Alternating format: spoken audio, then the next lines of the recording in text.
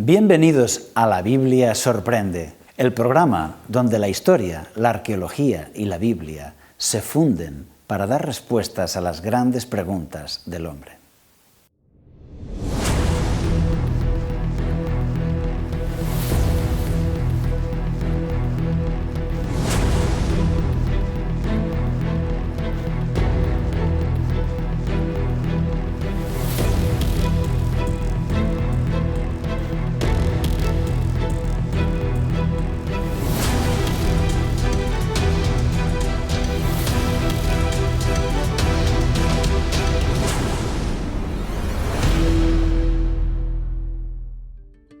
En el programa de hoy veremos: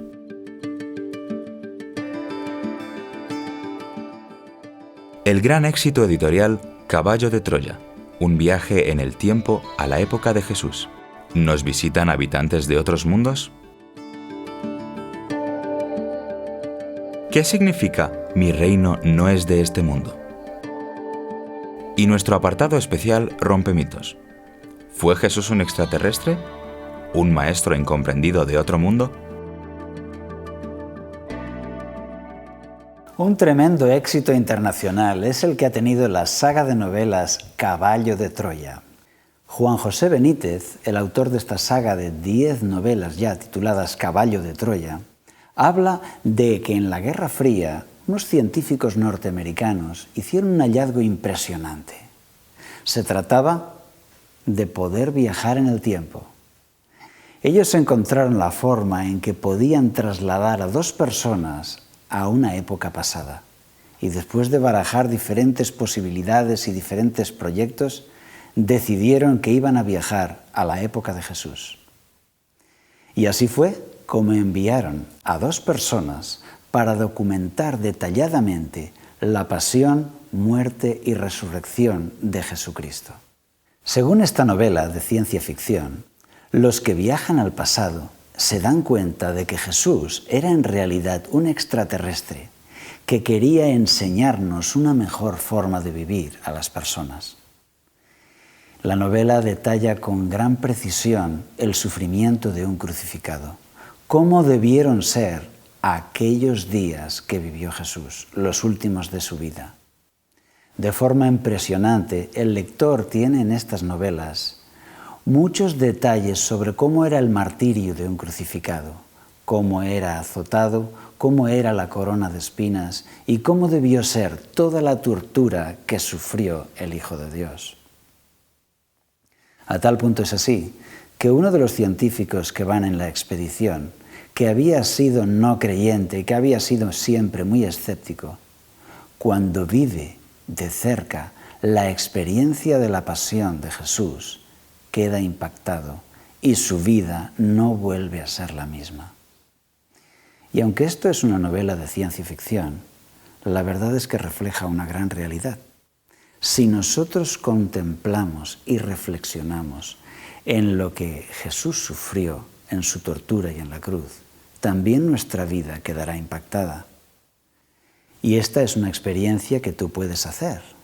Toma tu Biblia, lee los Evangelios, y ahí puedes leer y reflexionar en todo lo que cuenta ahí, en todo lo que Jesús estuvo dispuesto a sufrir por ti y por mí. Cuentan los Evangelios que sonaba en el aire la invitación: si eres el Hijo de Dios, baja de la cruz. Para Jesús era posible bajar de la cruz y marcharse a su casa. Por supuesto, Él era todopoderoso. Sin embargo, lo que decidió fue quedarse en la cruz para completar su sacrificio, para entregar el pago por tu vida y por la mía, para completar su sacrificio por la salvación de todos los hombres. Y esta es la historia más extraordinaria de todas, la de alguien que da su vida por sus amigos. Y este es el Jesús de los Evangelios, no de una novela de ciencia ficción, sino del libro de Dios, la Biblia. Alguien que quiere ser como un caballo de Troya, como alguien que se coloca dentro de ti para cambiar tu vida desde dentro. Como Él dijo, el que tiene al Hijo tiene la vida, el que no tiene al Hijo de Dios no tiene la vida. Seguiremos hablando sobre este personaje increíble del Mesías, el Hijo del Hombre. Acompáñanos en el siguiente bloque.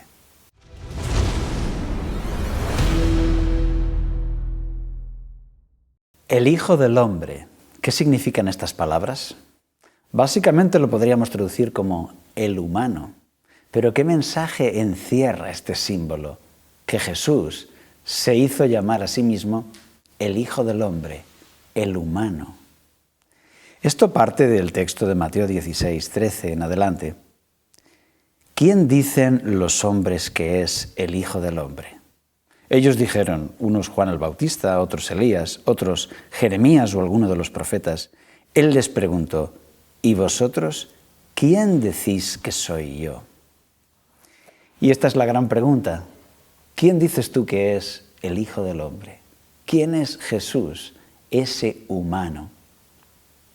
Es curioso que Él, siendo el Hijo de Dios, eligió para sí mismo darse este nombre, el Hijo del Hombre, el humano por excelencia, el hombre por excelencia, el hombre modelo.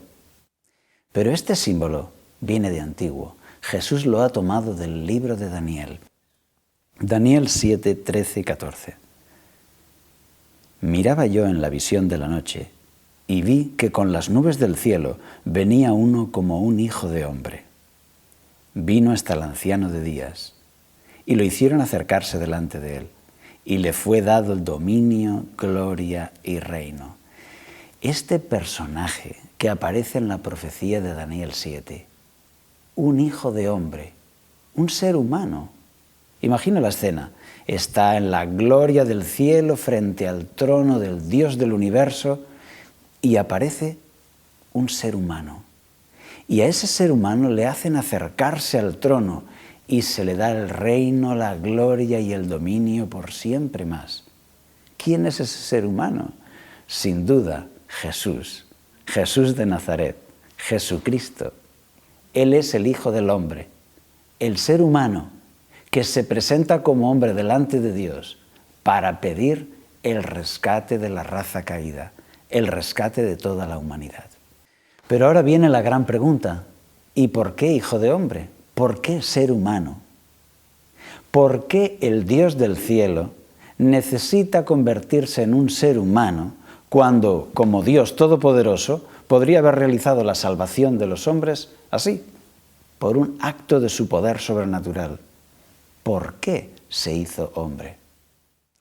Básicamente por dos razones fundamentales. La primera es que como hombre fue nuestro maestro. Como hombre se convirtió en el ejemplo de todos los hombres.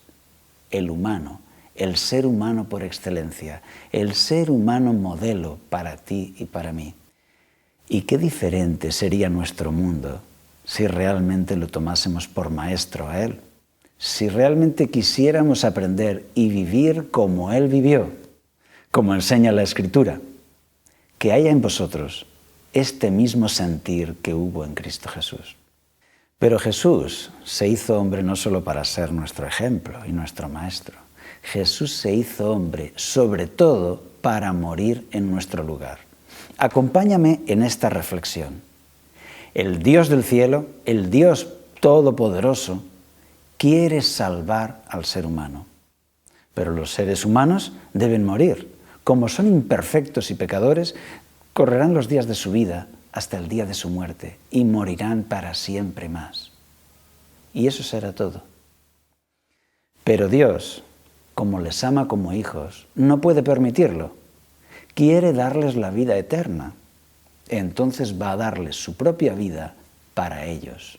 La muerte de ellos la va a sufrir Él. Pagará en su lugar.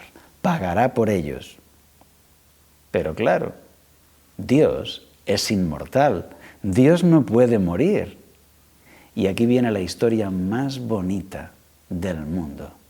El Dios inmortal se va a convertir en un ser humano, porque siendo hombre, entonces sí puede morir.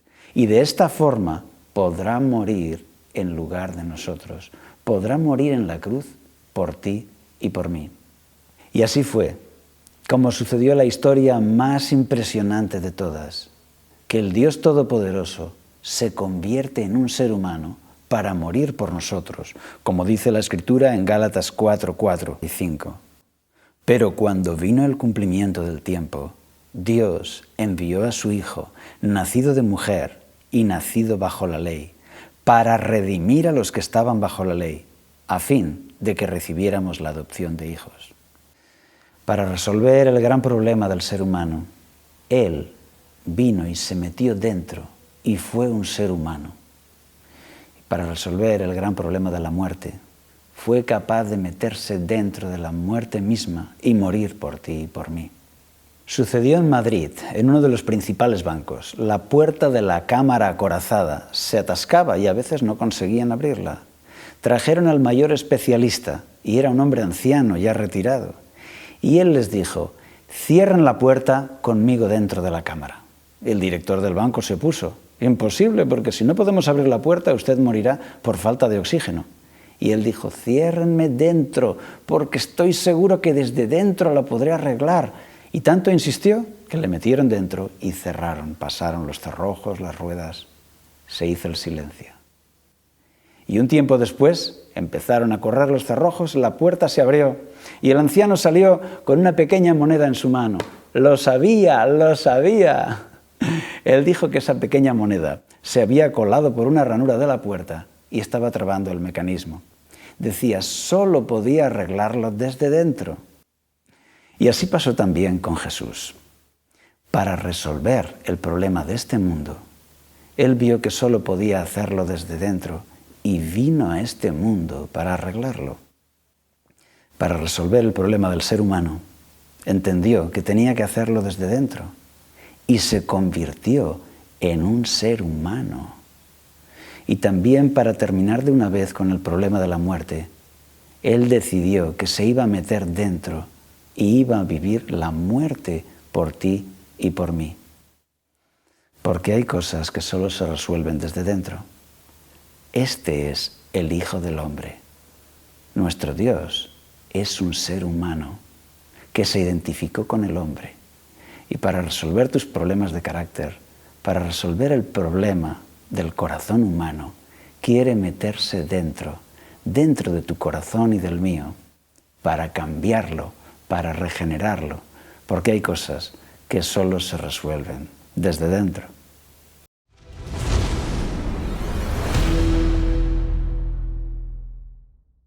Y aquí otra vez con vosotros, en Rompemitos, para poner a prueba los mitos populares de nuestro tiempo.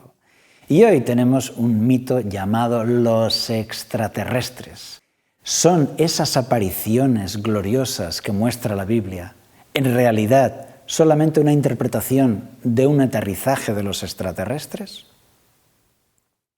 ¿Habla la Biblia de los extraterrestres? ¿Hay alguna forma de conjugar extraterrestres y Biblia? Bien, en primer lugar hablaremos de los mensajes. Los mensajes que los extraterrestres, entre comillas, nos dejan son contrarios y opuestos a los de la Biblia.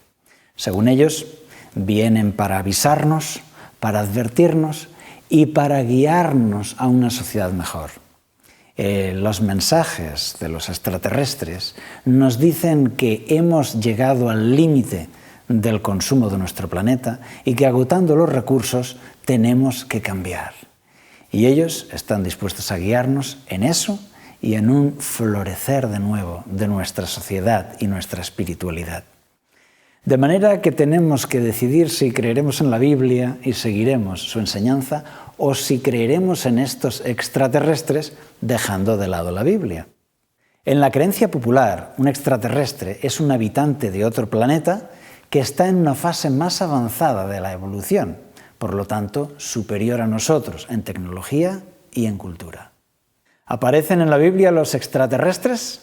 Vamos a verlo. En primer lugar, se menciona una gran reunión de habitantes de muchos mundos en el libro de Job, capítulo 1, versículo 6, donde se dice: un día acudieron a presentarse delante de Jehová los hijos de Dios, y entre ellos vino también Satanás.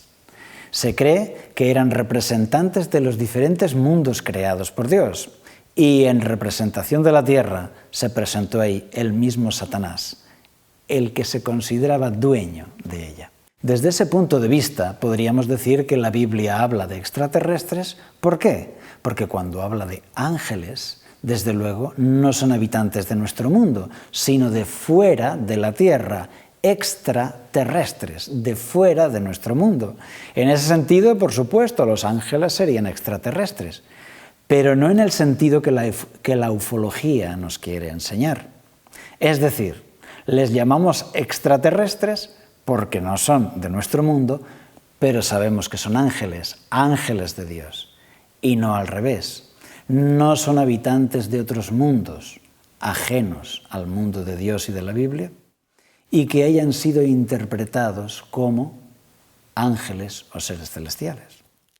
En 1974, el Instituto Peruano de Relaciones Interplanetarias aseguró que había tomado contacto con los extraterrestres, había habido comunicación. Hubo un gran entusiasmo popular sobre estos asuntos y se creó Misión Rama, que apareció también en diferentes países. Y se organizaron para dar este mensaje. Los extraterrestres tenían algo que decirnos. Y sucedieron diferentes fenómenos paranormales para confirmarlos. Atención aquí, fenómenos paranormales para confirmar avistamientos ovnis. Muchas veces, escritura automática. Es decir, que colocando solamente el bolígrafo apoyado sobre el papel, el bolígrafo escribe solo. ¿Y qué escribe? Da una cita para un avistamiento ovni. Entonces, Misión Rama se desplazan al lugar y esperan que el ovni aparezca. Y efectivamente, evidencias de extraterrestres ahí aparecen. Y podríamos preguntar, ¿y eso es todo? Por favor, ¿de verdad eso es todo? Porque en la Biblia tenemos mensajes verdaderamente impactantes para cambiar el corazón humano y la sociedad. Y no simplemente una escritura automática que nos da una cita para un avistamiento de fuegos artificiales. Yo, personalmente, sí creo que existen estos extraterrestres. Extraterrestres que se comunican con las personas y que crean los diferentes avistamientos y fenómenos paranormales que están registrados por miles en los registros del gobierno y del ejército. Personalmente he conocido a un veterano piloto de fuerzas aéreas, y que él ha conocido a 2 pilotos que han vivido esta experiencia. Naves extraterrestres. Esto queda recogido, archivado como secreto. Pero esos fenómenos están ahí. ¿Producidos por quiénes? Por los extraterrestres que están descritos en Apocalipsis 12:9, que dice: «Y fue lanzado fuera el gran dragón, la serpiente antigua, que se llama Diablo y Satanás, el cual engaña al mundo entero. Fue arrojado a la tierra y sus ángeles fueron arrojados con él». Y efectivamente, este gran dragón, el diablo y Satanás, que engaña al mundo entero, aclara el texto, que les hace creer otra cosa, es el auténtico extraterrestre. Dice el texto que él, con sus ángeles, fueron arrojados a la tierra. Desde entonces, ellos crean todo tipo de fenómenos paranormales, ya sea que nos hagan creer espiritista o que nos hagan creer que son ufología o que nos hagan creer cualquier otra de sus filosofías alternativas a la de Dios. Así que desde aquí te animamos a que no creas en estos extraterrestres, en estos ángeles caídos que continuamente te estarán diciendo un mensaje contrario al de la Biblia. Te animo a que creas en ese otro extraterrestre, Jesucristo. Extraterrestre porque no es de este mundo, sino que de su mundo vino al nuestro para enseñarnos y salvarnos. Él es nuestra estrella. Él es nuestro auténtico protagonista, Jesucristo, el modelo a seguir. Así que el mito de los extraterrestres lo declaramos roto. Y te animamos a que nos acompañes en el próximo programa de La Biblia Sorprende. Hasta pronto.